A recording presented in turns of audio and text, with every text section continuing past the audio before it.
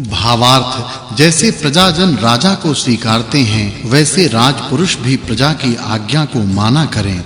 अब वैद्य जन के विषय में अगले मंत्र में कहा है। भावार्थ, जो मनुष्य वैद्य के मित्र, पथ्यकारी, जितेंद्रिय, उत्तम शील वाले होते हैं, वे ही इस जगत में रोग रहित और राज्यादि को प्राप्त होकर सुख को बढ़ाते हैं। फिर वैद्य और उपदेश करने वाले कैसे अपना वर्ताव वर्तें, यह विषय अगले मंत्र में कहा है। भावार्थ, वैद्य और उपदेश करने वाले को यह योग्य है कि आप निरोग और सत्याचारी होकर सब मनुष्यों के लिए औषध देने और उपदेश करने से उपकार कर सबकी निरंतर रक्षा करें। अब न्यायाधीश कैसे वर्तें, यह विषय अगले मंत्र में कहा है।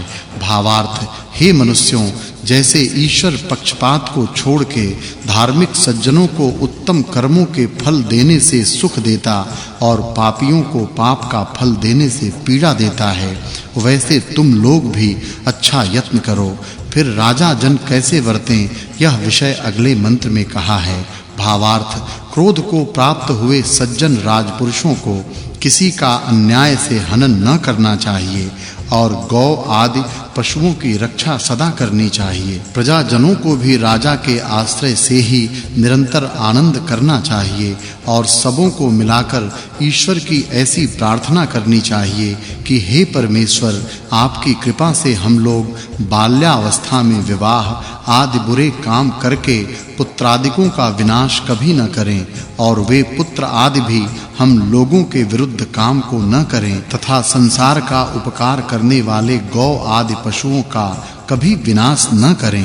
फिर राजा प्रजाजन परस्पर कैसे वर्तें, यह विषय अगले मंत्र में कहा है। भावार्थ, इस मंत्र में उपमा और वाचक् लुप्तोपमा अलंकार है।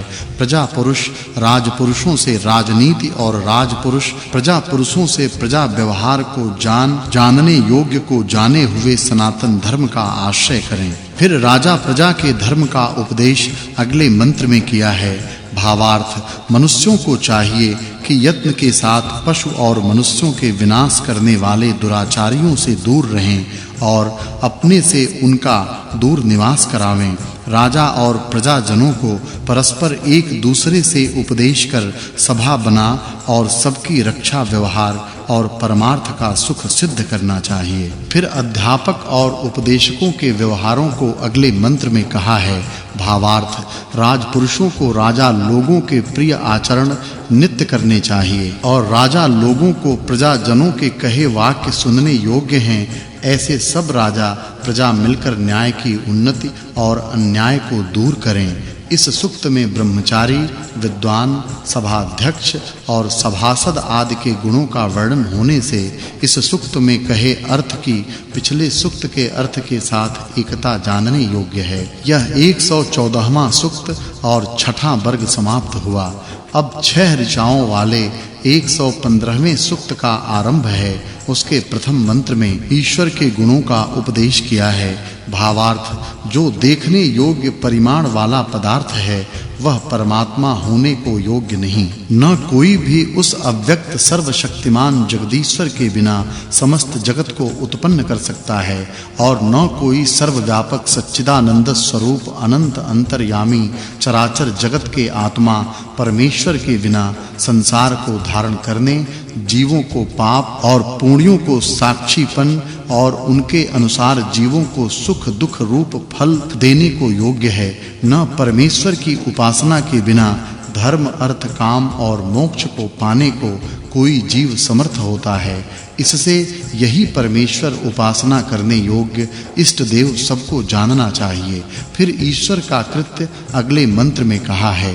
भावार्थ, इस मंत्र में उपमा अलंकार है। हे विद्वानों, तुम लोगों से जिस ईश्वर ने सूर्य को बनाकर प्रत्येक ब्रह्मांड में स्थापन किया, उसके आश्रय से गणित आदि समस्त व्यवहार सिद्ध होते हैं, वह ईश्वर क्यों न सेवन किया जाए। फिर सूर्य के काम का अगले मंत्र में वर्णन किया है। भावार्थ, मनुष्यों को योग्य है कि श्रेष्ठ पढ़ाने वाले शास्त्रवेत्ता विद्वानों को प्राप्त हो, उनका सत्कार कर उनसे विद्या पढ़ गणित आदि क्रियाओं की चतुराई को ग्रहण कर सूर्य संबंधी व्यवहारों का अनुष्ठान कर कार्य सिद्ध करें। भावार्थ, हे सज्जनों, यद्यपि सूर्य आकर्षण से पृथ्वी आदि पदार्थों का धारण करता है, पृथ्वी आदि लोकों से बड़ा भी वर्तमान है, संसार का प्रकाश कर व्यवहार भी कराता है, तो भी यह सूर्य परमेश्वर के उत्पादन, धारण और आकर्षण आदि गुणों के बिना उत्पन्न होने, स्थिर रहने और पदार्थों का आकर्षण करने को समर्थ नहीं हो सकता। न इस ईश्वर के बिना ऐसे लोक लोकांतरों की रचना, धारण और इनके प्रलय करने को कोई समर्थ होता है। भावार्थ, जिसके सामर्थ्य से रूप दिन और रात्रि की भांति का निमित्त सूर्य श्वेत कृष्ण रूप के विभाग से दिन रात्रि को उत्पन्न करता है, उस अनंत परमेश्वर को छोड़कर किसी और की उपासना मनुष्य नहीं करें, यह विद्वानों को निरंतर उपदेश करना चाहिए। भावार्थ, मनुष्यों को चाहिए कि पाप से दूर रह धर्म का आचरण और जगदीश्वर की उपासना कर शांति के साथ धर्म, अर्थ, काम और मोक्ष की परिपूर्ण सिद्धि करें। इस सूक्त में ईश्वर शब्द से ईश्वर और सूर्य लोक के अर्थ का वर्णन होने से इस सूक्त के अर्थ की पिछले सूक्त के अर्थ के साथ एकता है, यह जानना चाहिए। यह प्रथम मंडल में 16वां अनुवाक और 115वां सूक्त और 7वां वर्ग समाप्त हुआ। अब 25वें ऋचा वाले 116वें सूक्त का आरंभ है। इसके प्रथम मंत्र में शिल्प विद्या के विषय का वर्णन किया है। भावार्थ, इस मंत्र में उपमा और वाचक् लुप्तोपमा अलंकार है। रथ आदि यानों में उपकारी किए पृथ्वी, विकार, जल और अग्नि आदि पदार्थ क्या-क्या अद्भुत कार्यों को सिद्ध नहीं करते हैं। अब युद्ध के विषय को अगले मंत्र में कहते हैं। भावार्थ, जैसे अग्नि व जल वन व पृथ्वी को प्रवेश कर उसको जलाता व छिन्न भिन्न करता है, वैसे अत्यंत वेग करने वाले बिजली आदि पदार्थों से किए हुए शस्त्र और अस्त्रों से शत्रुजन जीतने चाहिए। अब नाव आदि के बनाने की विद्या का उपदेश अगले मंत्र में किया है। भावार्थ, जैसे कोई मरण चाहता हुआ मनुष्य धन, पुत्र आदि के मोह से छूट के शरीर से निकल जाता है, वैसे युद्ध चाहते हुए शूरों को अनुभव करना चाहिए।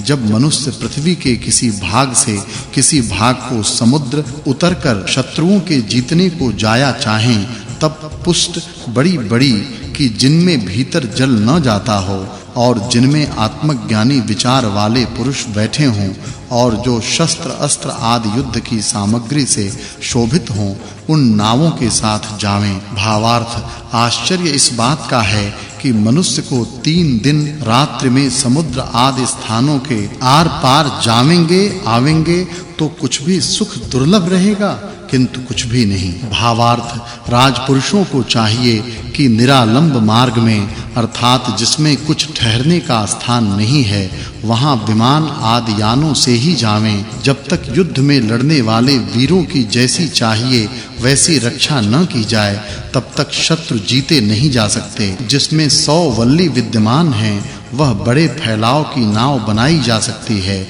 इस मंत्र में शत शब्द असंख्यात वाची भी लिया जा सकता है। इससे अति दीर्घ नौका का बनना इस मंत्र में जाना जाता है। मनुष्य जितनी बड़ी नौका बना सकते हैं, उतनी बड़ी बनानी चाहिए। इस प्रकार शीघ्र जाने वाला पुरुष भूमि और अंतरिक्ष जाने आने के लिए भी यानों को बनावे। भावार्थ,